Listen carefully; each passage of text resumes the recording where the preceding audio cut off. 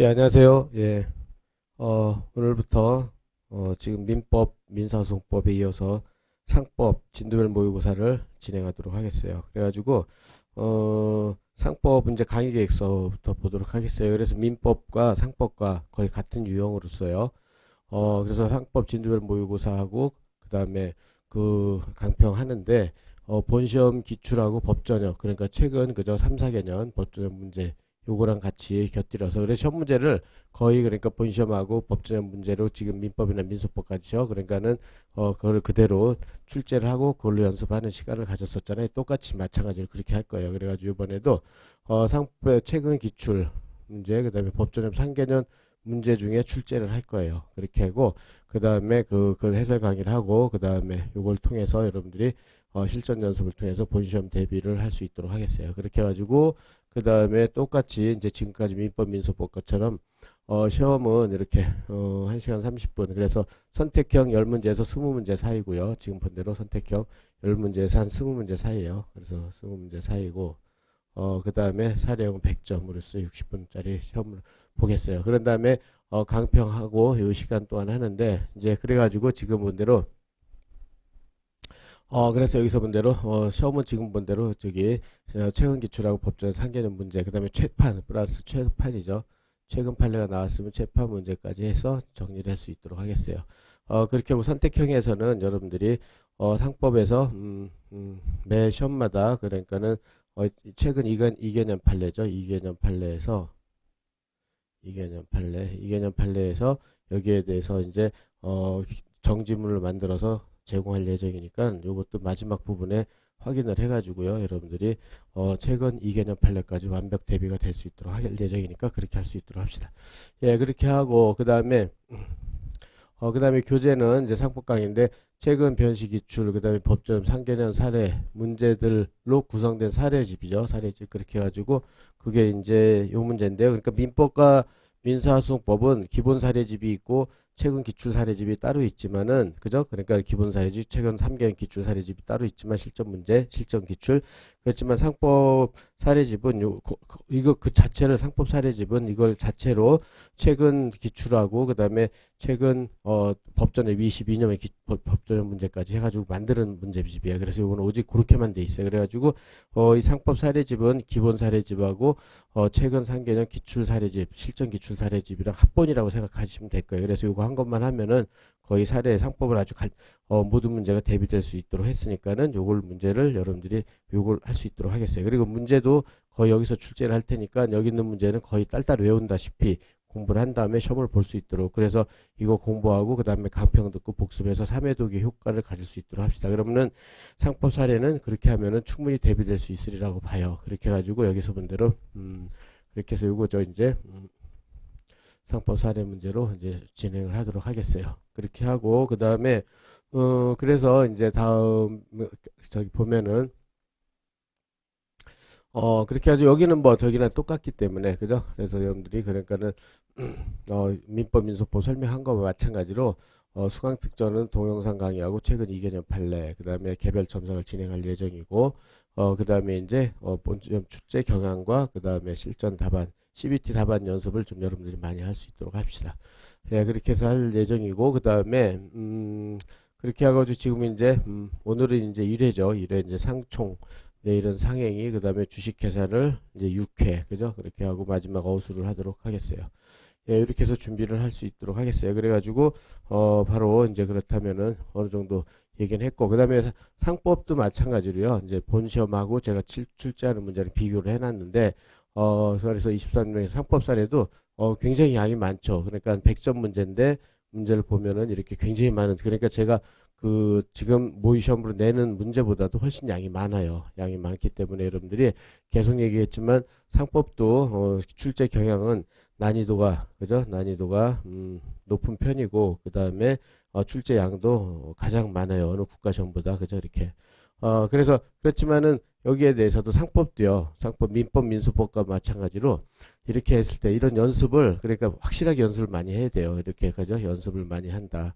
그 연습을 많이 하고 그 다음에 그렇다고 무조건 나열식으로 계속 얘기했지만 민법이나 민수법처럼 나열식으로 공부하면은 이게 극복할 수가 없어요. 정복할 수가 없어요. 그러니까 나의 식으로 하지 말고 상법 특유의 또 그러니까 민법이나 민법은 주장항변, 재항변이라는 그 판결문 쓰는 그 민법 아주 정통적인 구조가 있어요. 그러니까 그걸 가지고 사례하고 기록형을 준비하면 된다고 그랬고, 민소법은 민소법 나름대로 두 문자 따서 만든 사례 풀이 구조가 있었잖아요. 그게 알고 모르고가 굉장히 차이가 있단 말이에요, 실력이. 그러니까 여기서도 상법도 마찬가지로 상법 특유의 이제 할 때마다 저기 제가 제시하겠지만 그 두 문자를 딴 두 문자 마찬가지로 사례 풀이 구조를 가지고 많은 부분을 사례 풀이 구조를 가지고 이걸 가지고 축약을 해놔야 돼요. 그래, 축약 정리. 그렇게 해가지고 어떤 문제가 나와도 난 이렇게 해야지 하는 것들을. 그죠? 그래서 중요한 출제 문제들은 거의 두 문자가 있어요. 이렇게. 그래서 그걸로 만든 사풀구를 가지고 가볍게 해서 답안지 쓴다. 그래서 지금 본 대로요, 우리가 CBT 답안으로 하니까 더더욱이나 아주 축약해서 아주 그냥 그 키워드만 정확하게, 쓸 수 있어야 돼요. 안 그러면은, 이것도 상법은 또 그렇게 되면 더 어려워지니까. 그죠? 그래서 이런 것들을 주안점을 두고 하겠어요. 그래서 어떤 중요한 쟁점이 나와도 거의 두 문자 사풀고를 만들어서 딱딱딱 만들면은 대부분 모든 게 해결이 돼요. 그렇게 해서 이런 게 있는 사람하고 없는 사람은 실력 차이가 많이 난단 말이에요. 그래서 마찬가지로 상법에서도 지금 우리가 목표는 항상 100분율 중에, 그죠? 100점 만점 중에 60점 이상을 맞는 걸 목표로 하고 있잖아요. 그죠? 완벽하게 100%는 아니더라도 이 정도는 충분히 만들 수 있어요. 이렇게 하면은. 예, 그래서 그걸 목표로 해서 이번에 강의를 활용해 주셨으면, 주시면 될 것 같고요. 그래서 이제 1번부터 준비를 해 볼 수 있도록 합시다. 그러면은, 그래서 이제 바로 문제를 들어갑시다, 오늘. 그래서 해설은, 사례집에 있는 거랑 똑같기 때문에 이제 그렇게 볼 수 있도록 하고요. 그래서 이제 우리가 아까 말한 상법, 사례집에 대해서 거기서 거의 시험 문제를 출제한다고 그랬죠. 그렇게 돼가지고 요거는, 사례집의 2번 문제였어요. 사례집 2번. 02번 사례집의 02번 문제예요. 그죠? 그렇게 해가지고 여기서부터 시작을 해보도록 하겠어요. 그렇게 해가지고 대부분 그래서 이제 여기 그리고 이제 여기 기출문제 자체가 이거 푸는 것 자체가 계속 얘기했지만 여기 상법 사례집에 있는 책은 우리가 말한 책은 2개년, 3개년 판례를 모두 푸는 거가 되기 때문에 요 기출문제 여기 상법 해설해서 강평을 하면은 그게 곧 이 사례 연습을 푸는 거기 때문에 같이 병행해서 여러분들도 준비해 두면 될 것 같아요. 그죠? 그렇게 해서 준비하고, 예, 그래서 연습을 한다 생각을 하시고요. 그 다음에 그런 문제를 보면 식품가공업을 영위하는 자본금 30억 규모의 비상장 주식, X주식 회사는 발기 설립 과정에 발기 설립을 했다. 해가지고 갑이 20%, 을이 20% 이런 말이 계속 나올 거예요. 그래서 누가 몇 프로 주식을 갖고 있다. 그 다음에 2017년 3월 10일 주식인수 대금이 납입이 완료됐어요. 그럼 발기 설립이 완성이 돼서 회사가 설립됐죠. 그런 다음에 동년 4월 2일 발기인 대표 갑은 설립 중인 X회사 발기인 대표 갑 명의로 자금 1억 5천만 원 A로부터 빌려 성립후 X회사가 사용할 공장 부지 임차를 했다. 동년 4월 10일 X회사 설립된 기 경력. 이때가 이제 회사가 설립됐죠. 회사가 설립됐다. 회사가 성립이 됐고, 갑은 대표이사 을병은 이사로 취임하였다. 여기까지는 이제 X회사의 내역을 말한 거. 그 다음에 이제 가지번호로 문제를, 상법은 그렇죠. 항상 공통된 사실관계를 하고 가지번호로 한 3, 4개를 물어본단 말이에요. 그 중에 이제 이게 하나죠. 그렇게 해가지고, 2018년 3월경 X회사는 이제 X회사가 돈 6 냉동식품 보관 및 공급을 위하여 화성시에 냉동창고만을 설치하고 있었다. 화성시에 그러니까 냉동창고만 설치했었죠. 근데 해당 지역에는 지점이 없었어요. X회사는 지점이 없음에도 불구하고 창고관리 업무를 총괄하는 B는 창고관리업자죠. X회사 화성지점 지점장 B 이렇게죠. 지점장 B. 그러니까 화성지점 지점장 B. 지점이 없음에도 지점장 B의 명의를 회사 몰래 그렇게 해서 회사 몰래 임의로 사용하여 무와 그다음에 무와 냉동육 돈육 냉동식품 공급 계약 그러니까 매매 계약이 비슷한 거죠. 매매 계약을 체결하였다. 그런데 무는 이 공급 계약에 따른 제품을 적시에 공급받지 못하고 있다. 그죠? 그러니까 돈은 냈는데 공급받지 못하고 있죠. 그래서 2020년 8월 1일 무가 X회사에 대해서 상법상 돈육 냉동식품 공급 계약 이행을 청구하였다면 이 청구는 인용될 수 있는가 이렇게 돼 있죠. 이렇게 해가지고 요거는 이제 그래서 비의 행위에 대해서 이렇게 할 수 있느냐 이렇게 돼 있어요. 그래가지고 그리고 노트도 이제 기존에 우리가 민법 민사소법 했던 것처럼요 여기 맞춰가지고 해보겠어요. 그래가지고 여러분들이 이제 여기 노트요 이제 여기 그래서 1페이지. 그래서 상총이죠, 상총. 1페이지라고 된 부분이요. 이렇게. 예, 그래가지고 1페이지 보면은 1-2, 그러니까 아까 말한 대로 이건 사례 2번이라고 그랬잖아요. 1-2번. 그러니까 이게 지금 상총이 큰 일관이에요, 일관. 그 다음에 2번 사례예요. 이렇게 생각을 해놓고. 그 다음에 보면은 X 회사가 있고, 그 다음에 B가 자기가 지점장이라는 명칭을 썼어요. 지점이 없는데도 자기가 지점장이라는 명칭을 썼고, 그 다음에 회사 모르게, 그죠? 회사 몰래 명칭을 썼어요. 그죠? 요런 데 주안점을 두고, 그래서 무와 매매 공급 계획을 체결했단 말이에요. 그래가지고 얘는 이제 매매 대금을 줬는데, 그죠? 대금을 지급했다는 뜻이죠. 근데 아직 공급을 못 받고 있다. 공급을 못 받고 있죠? 물건을 공급을 못 받고 있다. 그러니까는 X가, 그 다음에 저기 무가 X 회사에 대해서요. X 회사에 대해서. 왜냐면은 지점장은 이거는 대리인이란 말이에요. 대리인의 법적 성질이 대리인이에요. 그래 회사가 본인이고, 따라서 여기서 저기 B가 X에서 대리인으로서 매매 계획을 체결했기 때문에 상대방은 본인한테 직접 이행 청구를 할 수 있느냐, 이게 문제가 되는 거죠. 그렇다면은 이것도 우리가 전형적 이런 청구가 나왔을 때는 거의 똑같아요. 우리 저기 민법이나 상법이나. 따라서 무가 청구를 한다. 그러면 일단 요건 사실 매매 계약 체결하고, 그 다음에 뭐냐면은 X 회사 지점장 B, 그러니까는 유권 대리, 그죠? 유권 대리. 얘가 B 회사 대리인으로서 매매 계약을 체결했다. 이게 두 개가 유권 사실이란 말이에요. 그죠? B 회사 지점장 B 이렇게요. 그죠? B 이렇게 됐다. 그렇게 됐을 때, 그렇다면 X 회사는 뭐를 할 수 있느냐? X 회사는 지금 본 대로 X 회사는 무한테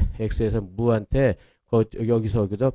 저 지점을 만들어 가지고 거기서 이제 매매 계약을 체결한 대리권을 수여한 적이 없잖아요. 그죠? 그렇게 되니까는 여기 X 회사는 뭐를 하냐면, X 회사는 무권 대리는 무효다. 즉 누구는 B는 X 회사가 대리권을 수여한 적 없다.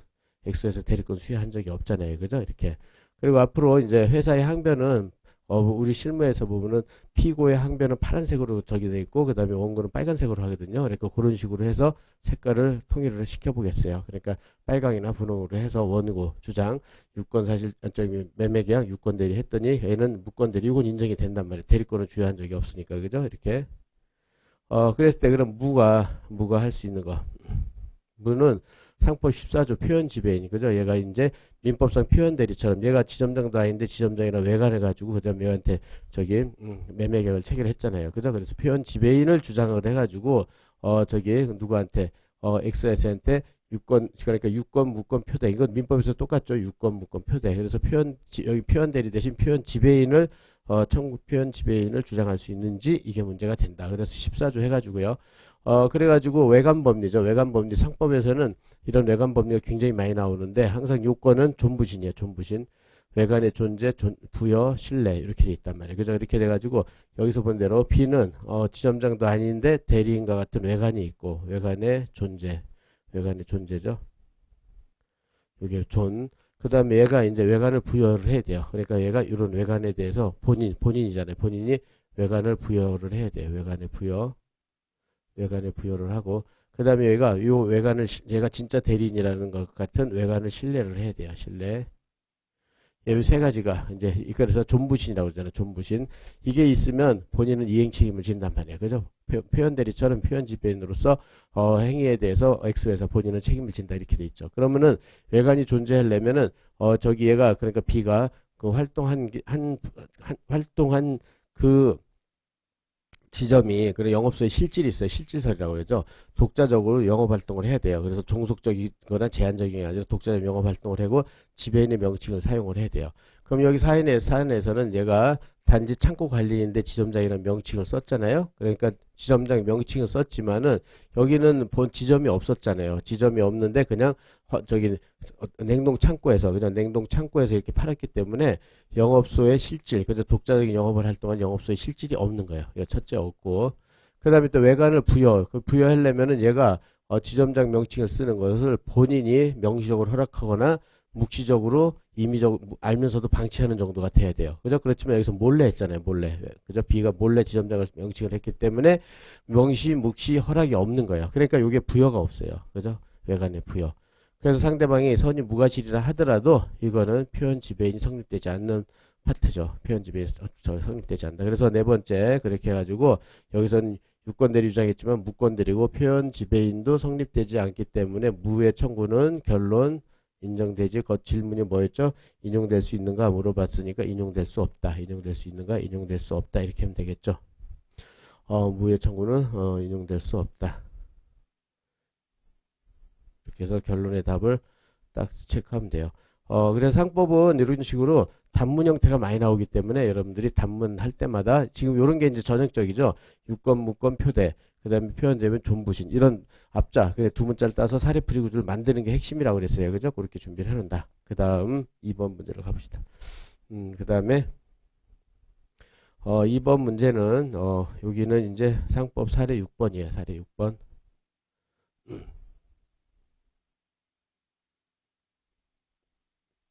A는 인쇄업을 하기로 결심을 하고 2020년 3월 20일 필요한 사무실과 공장 건물을 매입할 것을 말하면서 자신의 친구 B로부터 5억 원을 자금을 차용하였다. 그러면은 이때 그러면 A가 언제부터 그 상인이 되냐면 이렇게 내가 이제 인쇄업을 하기로 사무실과 공장 건물 매입할 때 그 돈을 빌려달라 B한테 말했잖아요.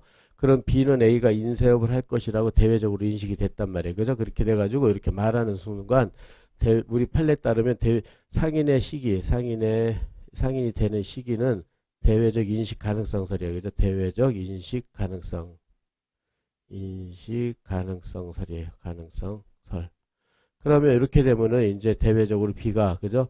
얘가 상인이 될 것이라는 것을 인식했잖아요. 말하는 순간 이때 상인이 되는 거예요. 그러니까 이때 A는 상인이 된다는 거 체크를 해놓고 이렇게 그 다음에 신일인쇄라는 상호로 개인사업체를 개업하였다.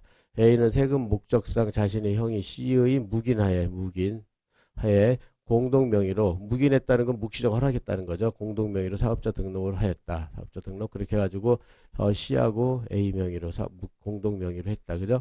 그래서 대외적 거래 역시 C와 공동명의로 했다. C와 공동명의로. 그러나 실제 C는 사업에 전혀 관여하지 않았다. 그래 관여하지 않았어요. 그러자 A는 2020년 7월 20일 같은 방식으로 D로부터 인쇄기계 2대를 매입하였다. 매입대금 가운데 3억 원이 미지급 상태이다. 그렇게 해가지고 D와 이제 매매를 했죠. 그래서 매매대금 3억을 미지급했다. 그죠? 그 다음에 여기서 이제 사업이 궤도에 오르자 A는 신일인쇄 폐업 신고를 하고 인쇄업을 목적으로 하는 주식회사 선진인쇄를 설립하면서 그 다음에 신일인쇄 영업재산 일체를 주 선진인쇄 현물 출자하는 방식으로 법인 전환하고 대표이사로 선임하였다. 그 다음에 A는 현물 출자의 대가로서 주 선진인쇄의 주식 70% 나머지 30%는 C가 보유하고 있다. C는 법인 등기부상 이사로 등기되어 있고 이번에도 주 선진인쇄 사업에는 관여하지 않고 있다. 그래서 A에 대한 매매대금 채무는 주 선진인쇄가 인수하지도 않았다. 이거는 이제 요 문제는 이제 주 선진회사 그죠? 주 선진회사 예, 이제 문제고 주선진에서 이건 영업량도니까 영업량도 저거 뒤에서 다른 문제로 나오면 되는 거고 그래서 지금 질문은 이렇게 공동명의로 했을 때 그죠? 그래서 여기서는 D가 C에게 인쇄기기 매매대금을 지급을 청구할 수 있느냐 인쇄기 매매는 C한테요. 직접 C한테 이렇게요. 예, 그래서 그렇다면은 여기서도 간단히 봅시다. 그러면은 여기는 이제 다음 보면은 이제 문제 이제 그러니까 진모 1회 그죠? 그러니까는 문제 2번이죠. 문제 2번. 문제 2번인데 이거는 사례 아까 말한 대로 6번이에요. 06번 사례 06번 1-6 1-6이다. 예, 그래서 문제 소재를 보면 여러분들 빨리 체크를 해야 되겠죠. C하고 이제 저기서 본 대로 A는 얘는 상인이 됐어요. 상인. 아까 대외적 인식 가능성으로 말을 했을 때 상인이 됐고 얘는 상인지 아직 상인성이 구비되는지는 상인성이 아직 여기만 가지고는 안 되겠죠. 그죠? 그래서 얘네들 이렇게 공동명의로 해가지고 누구와 D하고 매매 계약을 체결했어요. 그래서 기계를 구입했단 말이에요. 그 기계를 매매했다. 매매 계약. 그렇게 됐다. 그래서 D가 이제 그렇게 되면은 여기서 이제 D가 그렇다면은 이렇게 됐다. 그럼 D가 이제 D가 C한테 청구를 할 수 있느냐 이렇게 돼 있죠. 그랬을 때 그렇다면 여기서 본 대로요. 첫째로는 C한테 그럼 이 공동 명의로 했으니까 일단 C의 명의가 있잖아요. 그래서 여기서 D가 C한테 직접 그러니까 C가 상인이라는 이유로 직접 해서 기계에 매매대금을 청구할 수 있는지 매매대금 청구 그죠? 이렇게 그래서 얘가 이제 이 기계를 매입한 상인이라는 거죠. 상인성 유무가 문제가 되는 거예요. 그죠? 그래서 이렇게 요거하고 두 번째로서는 그렇다면 그 다음에 이번에는 C가 명의를 대여했잖아요. 명의를 대여했고 그 다음에 여기서 이제 A는 명의를 차용해서 이제 얘랑 계약을 했잖아요. A와 계약을 했다. D가 그래서 얘한테 상법 14조 상법 24조 명의대여자 책임으로 물을 수 있는지 그래서 이렇게 두 가지가 논점이 되는 거예요. 그래서 틀은 이렇게 얘가 이제 공동명의를 했다 하더라도 여기서 질문이요. 이렇게 C한테 청구를 할 수 있냐 이렇게 돼 있잖아요. 그럼 C한테 직접 명의대여 관계없이 직접 얘가 이 인쇄업을 하는 상인이니까 네가 직접 돈을 내라 이렇게 할 수 있느냐 아니면 상인이 안 되면 네가 명의를 빌려준 거 아니냐 그래서 명의대여자 책임을 묻는 거 이렇게 두 가지를 항상 생각할 것 두 가지를 이것도 팁이에요. 팁으로서 항상 누가 누구한테 청구를 할 수 있느냐 이렇게 되면 얘가 상인이라면 직접 청구를 할 수 있단 말이에요. 그죠? 그래서 그렇게 하고 그 다음에 그게 안 되면 명의대여 이렇게 딱 체크해 놓고 그러면 여기서 이제 C가 상인이라면 그저 상인으로서 기계를 매입했다. 그럼 민법상으로 얘기하면 그냥 민법상 매매계약에 의한 청구다 이렇게 되면 모르겠는데 이게 상법이잖아요. 그러니까 상인으로서 매매대금을 청구할 수 있느냐 상행위로서 매매대금을 청구할 수 있냐 이렇게 되는 거예요. 그래가지고 그렇다면 여기서 본 대로 상인성 유무 상인의 요건 판례 보면은요 자기 명의로 그죠? 자기 명의로 기본적 상행위 그죠? 기본적 상행위를 영업으로 하는 자죠. 요건이요. 영업으로 하는 자다. 영업으로 또는 영업을 위하여 이렇게 요건이 있죠.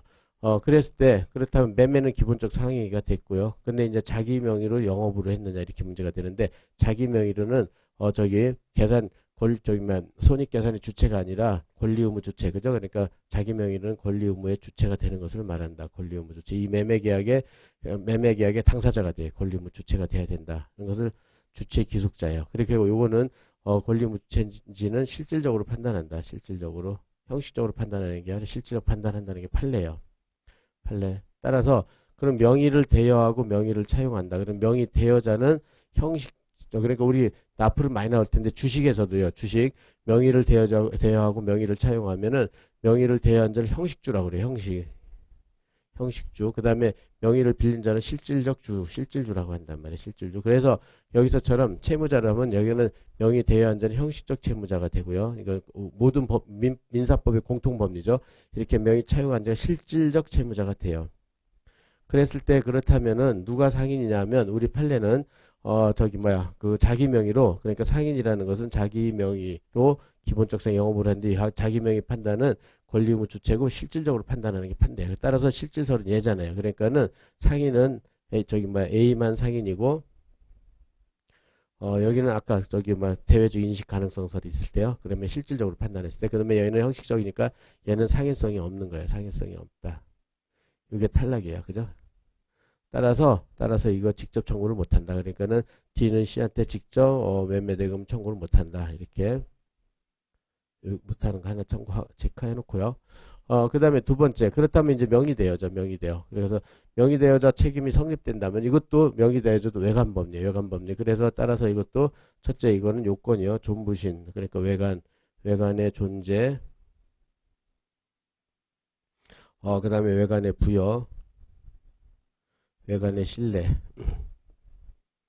네, 세 번째 1번 2번 3번 외관의 신뢰가 있어야 돼요. 그죠? 이렇게 있으면은 효과로서는 저기 누구하고 그 다음에 명의 대여자하고 명의 차용자 그죠? C하고 A는 부진행 연대 책임을 지는 것으로 상법 24조에 규정하고 있죠. 부진행 연대 책임 이렇게. 그리고 외관의 존부신 딱 해놓고요. 그죠?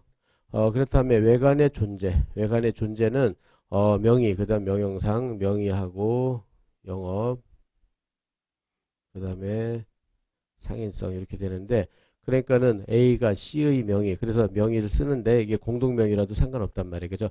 A 명의 단독에 A가 C 명의를 단독 명의를 하든 공동 명의를 하든 공동 명의를, 그러니까 C의 명의를 썼잖아요. 그죠? 그리고 그걸로 영업을 위해서, 그죠? 그러니까 인쇄소라는 영업을 위해서 인쇄소. 그다음에 상인성은 필요 없다 그래요. 그러니까는 명의 대여자 C의 상인성은 상인일 필요는 없다. 이렇게 지금 상인이 아니니까, 그죠? 요렇게 보는 게 판례. 그래서 명령상 됐죠. 그다음에 외관의 부여는 묵인했다 그랬잖아요. 묵인. 그러니까는 C가 자기 명의를 쓰는 걸 묵인했으니까 묵시적 허락이 있단 말이에요. 그래서 실내에서, 그다음에 C가, 여기는 외관의 실내는 여기죠. 외관의 실내는 C가 그렇다면은 외관을 실내했는지 문제가 되는데, 그럼 D는 얘가 상인이 아님에도 상인이라고 믿고 선이고, 그다음에 믿는데 선이 무중과실이어야 된다. 무중과실.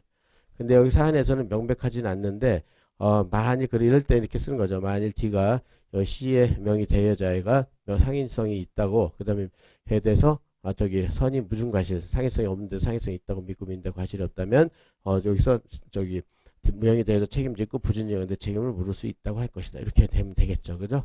그래서 이 정도만 간략하게 쓰면 충분히 될 거예요. 그래서 D는 C에게 이렇게 매매대금 청구할 수 있는 식으로, 예, 이렇게 해서 준비를 해볼 수 있도록 합시다. 예, 이렇게 해서 2번이 됐고요. 그 다음에 이제 3번으로 갑시다. 3번. 그 다음에 이번에는 요 문제는 여기서 본 대로 사례 11번이요. 사례 집에 11번 1-1-11번 이렇게. 그죠? 이렇게. 그래서 경기 인쇄소라는 상호로 인쇄 출판업을 하던 A는 2017년 9월 20일 B로부터 5억 원 상당의 인쇄기계를 구입하였다. 그러니까 여기 한 것들은요, 대부분 2020년대, 그죠? 그러니까 2020년, 21년, 22년까지, 그래서 기출중 또는 기출 문제 중에는 좀 오래된 거예요. 10년 넘어간 거. 그런 것들은 또 나올 수 있거든요. 그러니까 그런 것들만 위주로 했어요. 꼭 출제 가능한 것만. 그래서 인쇄기계를 구입하였다. 그래서 A는 그 다음에 2017년 10월 20일 자신의 인쇄공장에서 작업 촬영을 운행하던 중, 그 다음에 부주의로 마침 납품을 위하여 A 공장을 방문했던 B를 충격하여 B에게 치료비 1,000만 원의 손해가 발생하였다. 5억 상당의, 요거는 매매대금이고, 그 다음에 여기는 손배고, 예, 이렇게. 그 다음에 2018년 1월 20일 날 그 손해배상 책임이 확정되었다. A는 사고 전 보험 계약, 이거는 뭐 필요 없고요. 보험 문제니까 보험 문제는 필요 없고. 그래서 A는 이제 2018년 9월경 인쇄 영업 전부를 출자했다. 영업 전부 경기 인쇄 주식회사를 설립했다. 이렇게요. 그러니까 여기서 이렇게 그러니까 A는 자기의 그죠 인쇄 출판업에 대해서 영업 인쇄 전부를 출자했다. 이걸 현물 출자라고 그러죠. 현물을 출자해서 이렇게 주식회사를 설립한 거죠. 주식회사를 설립했다. 그죠? 주식회사를 설립하였다. 이렇게. 그렇게 해가지고 이랬을 때 B는 2020년 11월경 A와 경기인쇄 주식회사 두 사람한테 상대로 5억 원의 물품 대금과 그 다음에 손해배상 1,000만 원에 그 다음에 지급을 청구를 하였다. 이때 B의 청구가 받아들여질 것인지 설명하라. 이렇게 돼 있죠. 그렇다면 B가 그 다음에 A와 경기 주식회사, 그죠? 이렇게 돼 있다. 그렇게 되면은 여기는, 다시 보면은, 여기서, 이제, 진모 1회고, 1회 문제 3번이고, 여기 이제 사례집에서 아까 본 대로 11번에 있다고 그랬죠. 11번. 그래서 이거는 2022년 법전형 문제예요. 이렇게 돼가지고 보고요. 그래서 이제 문제 소재를 보면, 그렇다면 여기서 본 대로 경기인쇄소 그렇게 돼가지고 하던 A는 A하고 B, 그죠? A하고 B. 그럼 A는 B한테 첫째 매매대금에 저기서 5억이죠. 5억. 그 다음에 채무가 있고, 그 다음에 두 번째 얘는 그러니까 B는 A한테, 그죠? A한테 5억 채권과 불법 손배 채권으로서 1,000만 원의 채권이 있었단 말이에요. 그죠? 그러니까 얘는 당연히 책임을 진단 말이에요. 이거는 책임이 인정된다. 책임이 인정된다. 그런데 얘가 경기 인쇄 주식회사, 그죠? 경기 인쇄 주식회사를 만들었단 말이에요. 그죠? 이렇게 현물 출자를 해가지고, 현물 출자. 그래서 일단 이 계약을 체결했고, 불법행위 발생했을 때는 손배채권이 있었어요. 그죠? 그러니까 얘는 채권자예요. 채권자. 이때, 그러면 얘한테도 경기 인쇄 주식회사한테 매매당 손배를 청구할 수 있느냐? 이렇게 돼 있어야 그래서 여러분들이 체크해야 될 거는 여기서는 이 경기인쇄 주식회사 현물 출자해서 주식회사를 만들었다 설립했다. 예, 설립했으면 얘는 영업의 양도인이고 영업의 양도인하고 여기는 영업의 양수인으로 보는 게 판례. 이걸 찾아야 돼요. 이거를 이렇게 영업 양수이다. 요거 찾는 게 이 판례 입장을 찾는 게 핵심이다. 예, 그래가지고, 그러니까 여긴 당연히 책임이 인정돼요. 그죠? B가 A한테 되는 책임은 인정이 되는데, 이제 문제는 여기도 책임을 물을 수 있느냐, 이게 문제가 돼요. 그래서 이제 영업양수인이 상호를 속용했을 때, 그죠? 여기는 경기인쇄소, 경기인쇄 주식회사니까는 42조에 의해서, 상호 속용 시 영업양수인의 채권자에 대한 책임, 그 문제예요. 그래서 문제 본 대로 42조. 그래서 요거 찾는 게 핵심이고요. 그러면 42조. 요건을 검토를 하는 거죠. 그래서 여러분들은 42조의 42조 조문을 한번 거기 상법은 어차피 조문 가지고 조문 가지고 여러분들이 사례를 풀어야 되기 때문에 그죠? 그래서 상법 사례는 특히 조문에 탁 찾아서 거기서 요건 효과를 만들고 그 다음에 거기에 따라서 판단하면 될 거예요. 그래가지고 42조를 보면요. 상호를 송용하는 경우에 양수인의 책임 42조 상법 42조 찾아가지고 그럼 1항 영업 양수인이 양도인의 상호를 계속 사용한다. 그래서 상호 계속 사용이니까 그 뒷자 따서요. 계속 사용 뒷자는 소경이잖아요. 소경 계속 사용 소경하는 경우는 양도인의 영업으로 인한 제3자에 대한 채권에 대해 양수인도 변제할 책임이 있다. 그리고 판례는 그 효과죠. 그것을 부진정 연대 책임. 아까 명의 대여자하고 명의 차용자의 책임을 부진정 연대로 보는 것처럼 영업 양도인과 양수인의 채무도 뭐 부진정 연대로 본다. 이렇게 생각해 놓고요. 그 다음에 2항 전항의 규정은 양수인이 영업양도를 받은 후 지체 없이 양도인 채무에 대해서 책임이 없음을 등기를 했을 땐 적용되지 아니한다. 등기. 그 다음에 2항도 뭐 마찬가지 통지했을 때는 책임이 없다. 그렇게 됐고요. 그런 다음에 여기에 대해서 그런 다음에 거기 45조를 봐보세요. 45조. 그 두 가지를 같이 합시다. 45조. 영업 양도인이야. 양수인은 없어요. 주의할 거 영업 양도인만. 책임의 존속기간.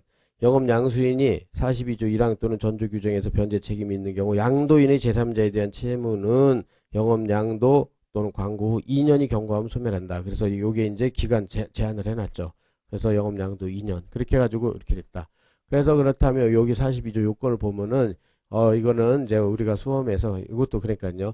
42조 요건 양체인 속광선 이렇게 돼 있단 말이에요. 그죠? 양체인 속광선 이렇게 앞자 따서 하여튼 상법도 좀 뭐 어렵다 싶은 건 다 딸 거예요. 그러니까 여러분들이 따서 하는 게 훨씬 나아요. 어차피 외워야 되잖아요. 외워야 되는데 그냥 막연히 외우면 돌아다 보면 다 까먹잖아요. 그러니까 이제 제가 말한 대로 상법 특유의 두 문자로서 사례풀이 구조를 만드는 게 제일 중요해요. 지금 민법 민사소법에서 계속 그렇게 만들어 왔는데 그래서 민사법 전체가 그 특유의 두 문자로 딴 사례풀이 구조를 가지고 푸는 거랑 그냥 자기가 생각해서 유추해서 이렇게 할 수가 없어요. 왜냐면은 우리 변호사 시험은 양도 보면요. 그러니까는 1문, 2문, 3문에서 총 합쳐 문제를 합치면요. 거의 20몇 문제가 돼요. 그러니까 그거를 뭐 자기가 뭐 한번 딱 보고 생각해서 여유 있게 그 논점을 찾아낸다 이런 거 그렇게 할 수가 없어요. 그리고 그 내용도 뭐 내가 생각나겠지 하는데 생각 안 나요. 그러니까는 될 수 있으면 물론 다른 법도 다 그렇겠죠. 팔법이 전부 다 딱 문제를 보고 딱 이게 뭐가 논점이다. 처음 읽었을 때 초집중해서 논점 찾고 거기에 따른 두 문자 딴 사례풀이를 딱 상기해야 되는 거야. 이거 양체인 속관설에서 딱 대입시켜서 그냥 바로 풀어야지 그걸 갖다가 그냥 하나씩 내가 천천히 생각해서 그렇게 했다가는 반도 못 풀어요. 반도 못 푸니까. 그래서 여러분들이 그런 사례풀이 연습을 지금처럼 딱 문제를 보면 처음에 읽었을 때 초집중해서 사례풀이 아니 그 논점을 찾고 그 다음에 거기 따른 요건사실에 따른 또 그 두 문자 딴 사례풀이를 딱 바로 하고 거기다 대입시키고 바로 쓰는 거예요. 그래가지고 쓰는 양도 절대로 막 해설적으로 쓰거나 설명적으로 쓰면 안 돼요. 왜냐면은 10점이면 13줄이고요. 그러니까 또 목차 짜면 한 12줄이에요. 12줄. 그리고 20점, 15점 19줄, 20점 26줄 딱 정해져 있단 말이에요. 그러니까 그걸 초과하면 다른 문제를 못 쓰니까. 그렇게 해가지고 100점이면 4면을 써야 되잖아요. 그죠? 그러니까 거기에 맞춰서 철저하게 여러분들이 전문적으로 트레이닝 받고 연습을 해야 돼요. 안 그러면 본시험 가가지고는 그렇게 할 수가 없어요. 알았죠? 그래서 그러면 그때부터는 합격을 바라는 게 요행이 된단 말이에요. 그죠? 그러니까는 그런 아주 전통적인 방법이 있으니까 여러분들이 거기에 맞춰서 해서 당연히 붙는 방식을 따라가야지 그냥 우연히 난 대충 하면 붙겠지 그럼 대충 떨어진단 말이에요. 알았죠? 그러니까 그렇게 하면 안 된다. 알았죠? 그래서 철저히 공부한다. 그래서 여기서 첫째, 양체인에서 그 첫째 요건이 영업 양도가 있을 것, 그 다음에,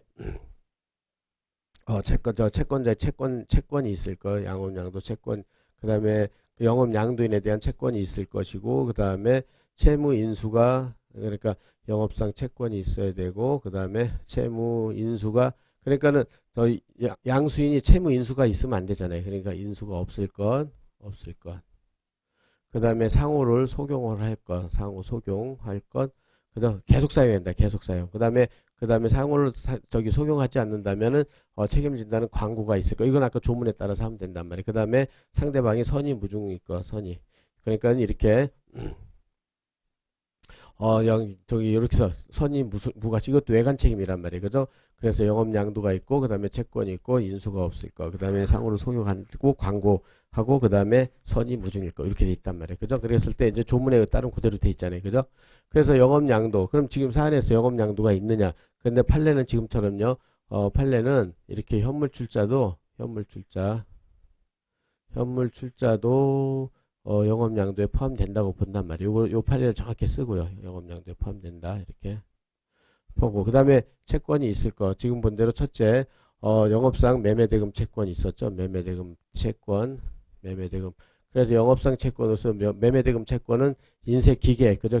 인쇄기계를 매입한 거니까 이건 당연히 영업과 관련된 채권이니까 저기 채권이 있고요. 그 다음에 그는 불법 손배인데 이렇게 영업과 관련돼서 얘가 이제 잠시 영업하러 왔다가 그죠? 여기서 본 대로 공장을 방문했다가 충격하여 치료비가 불법 손배가 발생한 거잖아요. 그러니까는 이것도 영업상 관련된 불법 손배 채권도 인정이 된다는 게 판례예요. 이게 특히 중요하죠. 채권도 포함된다. 왜 대부분 이렇게 영업상 거래에서 불법 손배 채권 부정하는데 요건 인정한단 말이에요. 이거 주의할 것. 그 다음에 채무 인수가 없었죠. 그 다음에 상호, 그러니까 상호 소경인데 경기 인쇄소하고 그 다음에 경기 인쇄소, 그 다음에 경기 인쇄 주식회사 이렇게 돼 있으니까 주식회사. 그래서 여기가 그저 상호를 송용한다. 그래서 이건 완전히 동일하지 않더라도 주요 부분이 완전히 동일하지 않더라도 주요 부분이 동일하잖아요. 주요 부분이.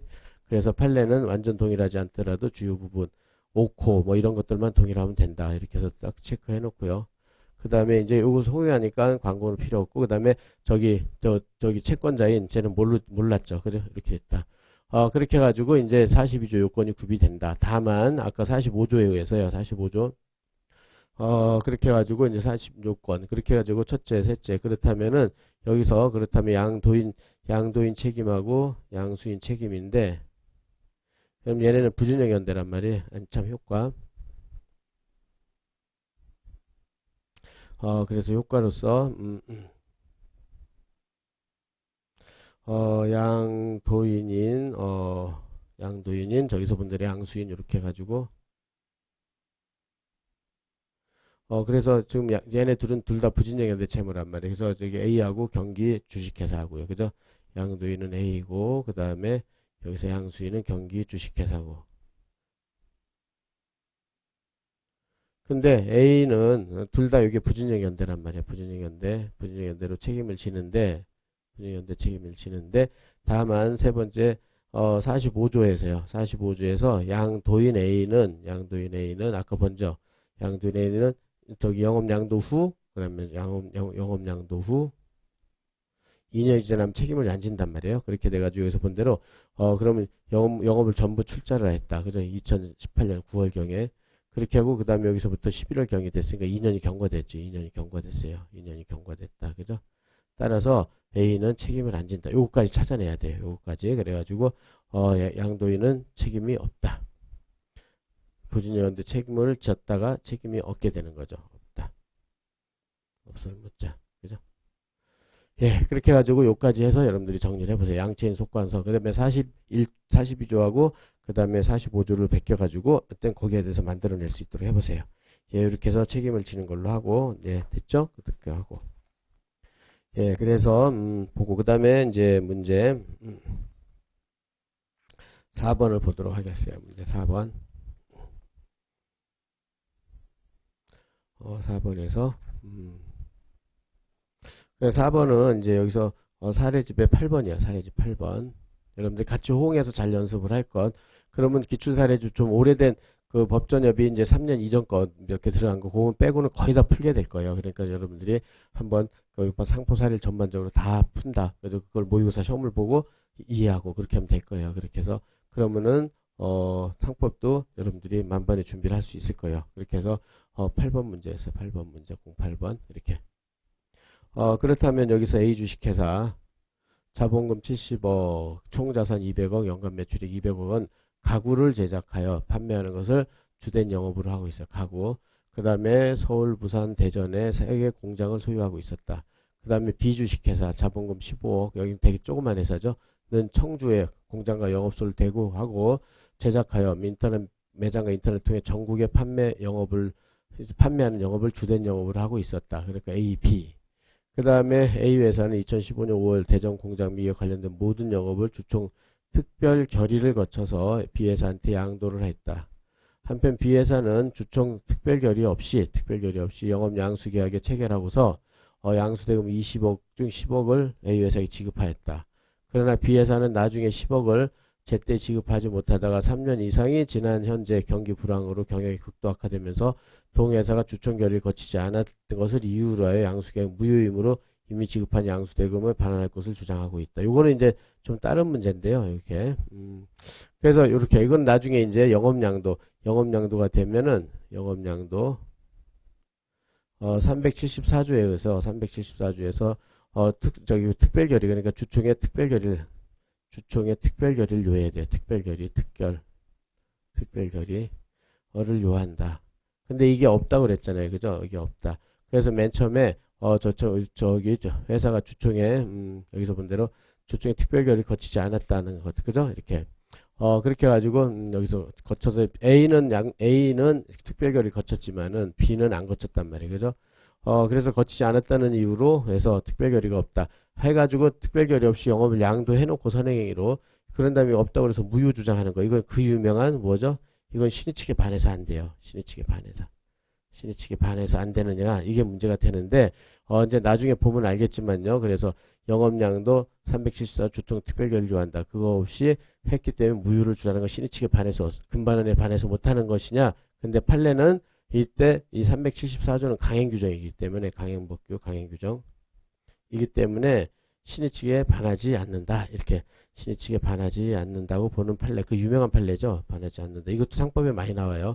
나중에 한번 연습을 할 수 있도록 하고, 요거 논점인데 여기는 이제 이 논점 이건 주식회사 가서 하는 거고, 주식회사 여기서 논점은 그렇다면은 간단해요. 여기서 본 대로 B회사는 국내 경기 불행을 타개해서 청주 공장에 관련된 모든 영업 시가 그 다음에 25억 상당을 적법한 절차에 거쳤죠. D에게 양도를 했어요. 영업 양도를 했어요. B가 D한테. 여기만 논점이 되는 거죠. 이때 B회사와 D회사 사이에 다른 약정이 없다면 B회사는 서울에서 새로 가구 제조 판매업을 영위할 수 있는가? 그러면은 영업 양도인이고 얘는 양수인이고요. 그죠? 양수인이다. 이랬을 때 그렇다면 B회사가 D회사한테 영업을 양도해 놓고 그 다음에 자기 또 새롭게 가구 판매. 그러면 이거 경업금지잖아요. 자기 또 영업을 양도해 놓고 그 영업을 또 한단 말이에요. 그럼 경업금지에 걸리는지 경업금지 의무 위반인지 문제가 되는 거죠. 그럼 요거는 41조에 있어요. 그죠? 영업양도인의 경업금지 의무. 그러면 41조를 한번 봐보세요, 여러분들. 그래서 이것도 조문 얼른 체크하는 거죠. 그래서 41조를 보면은 영업을 양도한 경우 다른 약정이 없으면 거기 다른 약정 없다고 그랬죠? 저 주어졌죠? 다른 약정이 없다 봐. 그 다음에 양도인이 10년간 동일한 특별시, 광역시, 군, 인접특별시, 광역시, 군에서 동종 영업을 하지 못한다. 그래서 지금 약정을 하지 않았으니까 저기 1항이죠. 이때 이제 그 동종 영업이하고 그러니까 거의 10년간 동일 지역 동종 영업을 하지 못해요. 동일 지역 동일 영업. 그러니까 거기서 이제 경업 금지에서 요거는 좀 쉬우니까 바로 여기서 하겠어요. 그렇게 해가지고 경업 금지 의무다. 그래서 저기서 동일 지역하고 동종 영업. 이거 지금 동종 영업이죠. 그러니까 동종 영업은 동종 영업 플러스 유사 영업인데 이건 가구 판매니까 동종 영업을 했죠. 그러니까 양도인은 양수인한테 영업을 양도했으면 동종 영업을 거의 10년간 하지를 못해요. 근데 이제 동일 지역. 그럼 동일 지역은 어디냐? 그죠? 동일 지역. 얘는 서울에서 했단 말이에요. 서울. 근데 이제 거기서 본 대로 얘가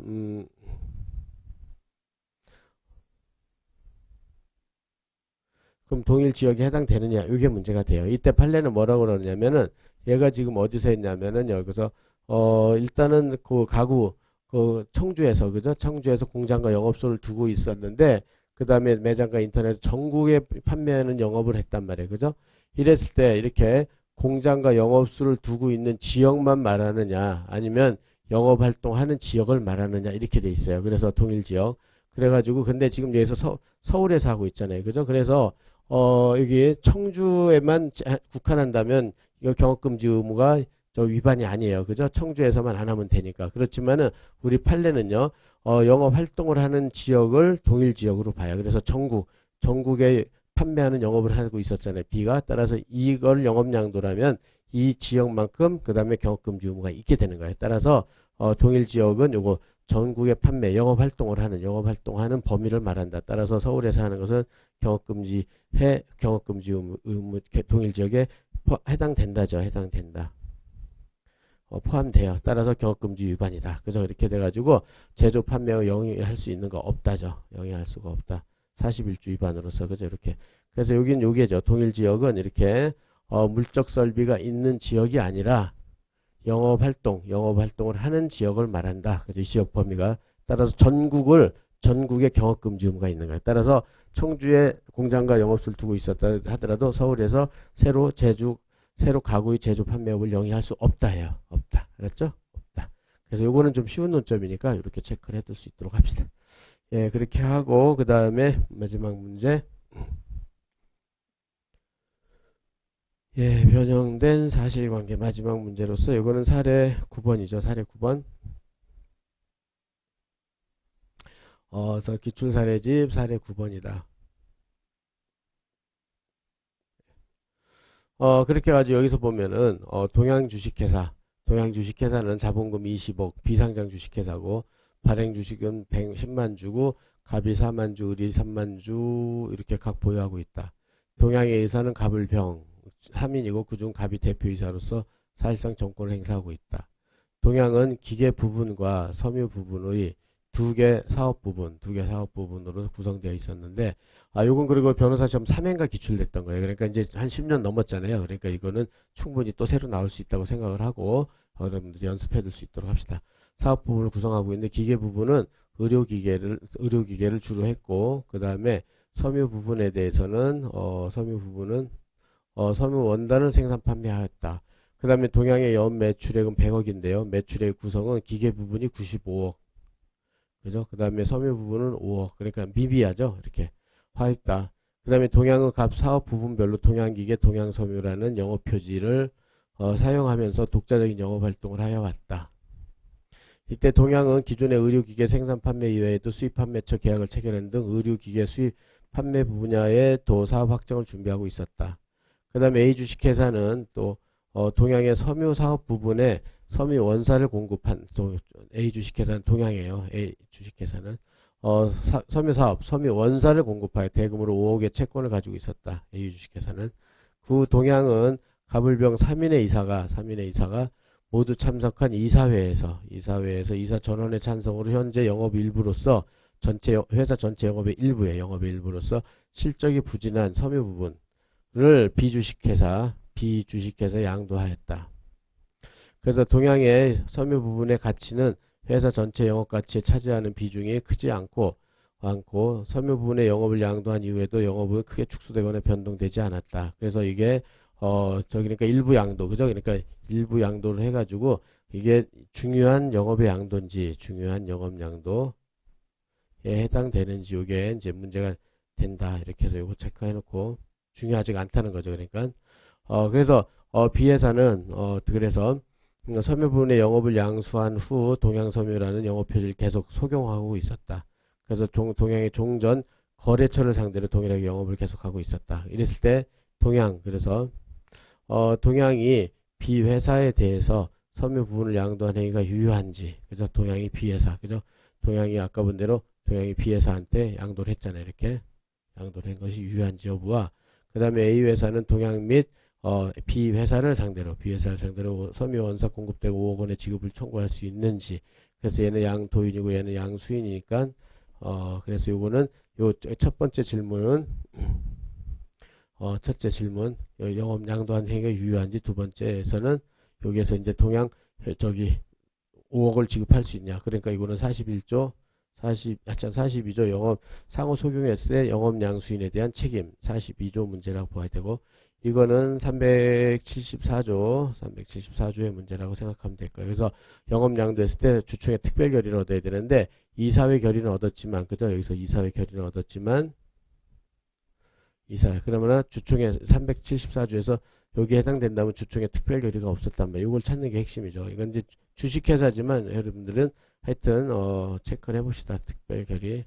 이게 좀 어려워도 일단 본 시험은 항상 이렇게 어렵게 나오니까. 그래서 그럼 여러분들이 374조를 가보세요. 342조는 아까 봤었고, 그러면 374조를 보면은 그래서 374조 그래서 거기서 본 대로 374조 갔어요. 가고 374조 1항을 보면 회사가 다음 각호의 어느 하나에 해당되는 행위를 할 때는 434조에 따른 결의가 있어야 한다. 그래서 434조가 특별 결의예요. 그래서 발행 주식 3분의 2 출석 주식수 3분의 1 이상, 그죠? 그 결의를 따라야 돼요. 그랬을 때 374조 1항 1호를 보면 영업의 전부 또는 중요한 일부, 전부 양도했을 때는 전부는 중요한이 안 들어가 있단 말이에요. 그죠? 그러니까는 영업의 전부를 양도했을 때는 주총의 특별 결의를 얻어야 돼. 그러나 일부 양도할 땐 중요한이 들어간단 말이에요. 중요한 일부 양도가 돼야 된다. 따라서 이게 양도를 했을 때 중요한 일부 양도가 되느냐, 여기요. 지금 본 대로 그저 일부 양도했잖아요. 일부 양도를 했는데 이게 중요한 일부 양도, 여기에 해당되는 거예요. 그렇지만 여기서 본 대로요. 벌써 여기 볼 때 전체에서 차지하는 비중이 그렇게 크지 않고, 그죠? 영업이 크게 위축되거나 변동되지 않았다. 그러니까 중요하지 않다는 거예요. 그러니까 중요하지 않기 때문에 주총의 특별 결의가 필요 없는 거예요. 주총의 특별 결의가 없고, 그 다음에 이사회 결의는 있었잖아요. 그러면 상법 3993조에 의해서 이사회 정권 사항이 있거든요. 이사회에서 이렇게 회사의 재산을, 그죠? 재산의 득실 변경에 대해서 이사회 결의를 얻어야 되는데 393조에서 이사회 결의를 얻어가지고 이사회 결의는 있잖아요. 결의가 있으니까 따라서 유효하다. 이렇게 포섭을 하면 돼요. 그렇죠? 이렇게. 그 다음에 이제 요거를 보면 된다. 그래서 요거 중간 영업양도가 아니라는 판례 입장만 하나 더 체크해두면 될 거예요. 판례 입장만. 그렇게 해서 본다. 그럼 여기서는 간단히 이제 노트에서 체크를 해보겠어요. 그렇게 해가지고, 거기서 1-3. 여기서 이제 여러분들이 1-9라고 한 부분이요. 이제 여기 이제 9번 문제라고 그랬잖아요. 9번. 그죠? 그렇게 해가지고, 3페이지, 여러분들은 3페이지 가서 보면 될 거예요. 노트 부분에. 그래서 보면은 여기서 이제 우리가 여기서 간단히 아까 저기 사실 문제 소재 체크할 때 동양주식회사 대표이사 이렇게 돼 있고 기계하고 섬유가 있는데 5억 그래서 A 회사에 채권이 있었다. 그죠?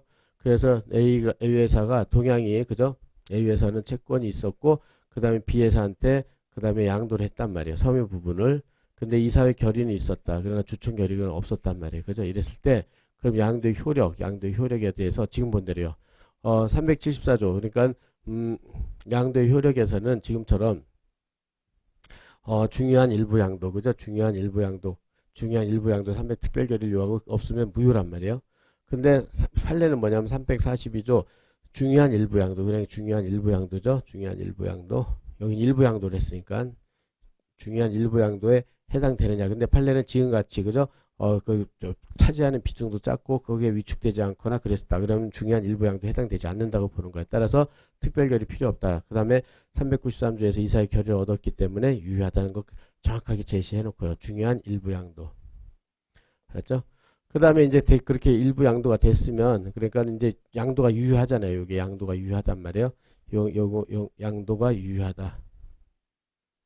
양도가 유효하기 때문에, 그렇다면은 얘가 동양은 양도인이 되고 양수인이 됐으니까 또 양도인, 그러니까 양도인 동양의 A 채권자한테 그러면 요게 42조 책임을 지면 부진정연대 책임을 진단 말이죠. 그죠? 그렇게 됐을 때 A가 청구를 할 수 있냐? 그러면 42조 요건 양체인수 속강성 쓰면 되겠죠. 그래서 이제 양도는 유효하고, 그 다음에 A의 채권이 있고, 그 다음에 채무 인수가 없고, 그 다음에 상호를 속용한다. 동일 또는 주요 부분, 그죠? 여기는 상호, 그 동양이라는 상호를 그대로 속용을 하잖아요. 그죠? 여기서 본 대로, 여기서 동양 섬유라는, 그죠? 섬유하고 동양이라는 것은 중요 부분에서 일치하잖아요. 그죠? 이렇게 되니까는 주요 부분 일치하고, 그 다음에 선이고, 그죠? 그렇게 됐을 때는 얘네 둘은 부진정 연대 채무를 지니까 B회사도 책임을 진다. 이렇게 하면 되겠죠. 예, 그래서 여기서 이제 그 양체인 속광선 효과 부진정 연대 채무, 이것도, 이게 시험에 잘 나오니까 체크를 해놓고, 그 다음에 요거는 이제 주총 가서 또 하니까 그때 보겠어요. 근데 여기는 일부 양도, 일부 하면 중요하다는 그 중요한 것만 주총 결의 특별 결의를 요하고, 그 다음에 중요하지 않으면 특별 결의가 필요 없다는 게 여기서 가장 핵심적인 논점이라고 생각하면 될 거예요. 그죠? 이렇게. 요 판례가 가장 키 논점이다. 그렇죠? 왜냐면 이게 무효면, 그죠? 주총 결의 없어 무효면은 이게 필요가 없어요. 책임 안 진다. 끝이잖아요. 그죠? 그렇게 돼가지고. 그렇게 해서 준비를 해둘 수 있도록 합시다. 예, 그래서 여기까지 해서 오늘, 상총에서는 가장 출제 가능하고, 그 다음에 가장 최근에 출제됐던 문제들이니까 여러분들이 확실히 연습을 해서 상총도, 그리고 나머지 사례는요 여러분들이 풀어가지고 여러분들이 준비를 해둘 수 있도록 합시다. 그래서 지금은 모의고사는 그 최근 판례, 그 다음에 가장 중요한 문제만 풀이를 하는 것이기 때문에 나머지 사례는 여러분들이 풀어서 정리를 하고 질문으로 대체하도록 하겠어요. 이번에는 진도별 모의고사니까요. 예, 그렇게 생각을 하고, 그래서 오늘은 강의는 여기서 마치도록 하겠습니다. 예, 수고하셨습니다.